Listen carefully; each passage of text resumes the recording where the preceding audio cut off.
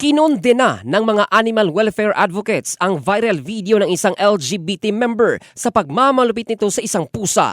Nangyari ito sa Samal Island sa Davao del Norte kung saan ginawang baril-barilan ng hindi pinangalan ng LGBT member ang isang pusa bago inihagi sa ere at bumagsak sa semento na ikinagalit ng husto ng mga netizens. Kabilang sa nagkondena ang Bantay Hayop Davao na nakabase sa Davao City na agad umaksyon at nakipag-ugnayan sa mga animal rescuers sa nasabing isla at sinagip ang pusa. Kaugnay nito, naglabas naman ng public apology ang nasabing LGBT member na responsable sa ginawang animal cruelty. Sa video na ipinost ng isang Gebsensyo, humingi ng tawad ang LGBT member at inako ang kanyang pagkakamali. Ayon sa kanya, nagawa niya ito dahil sa pagkawalan ng tamang pag-iisip dulot ng sobrang pag-inom.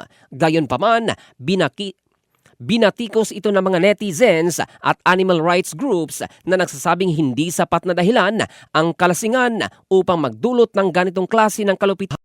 Batay sa Republic Act No. 8485 o ang Animal Welfare Act of 1998, ipinagbabawal ang anumang uri ng pang-aabuso sa mga hayop tulad ng pagpapahirap, pagpapakain ng hindi angkop na pagkain at ang paggamit sa kanila sa mga aktibidad na nagdudulot ng sakit o pinsala. Ang sinumang lalabag ay maaring makulong ng hindi bababa sa 6 na buwan at pagmumulta ng 5,000 piso hanggang 50,000 pesos.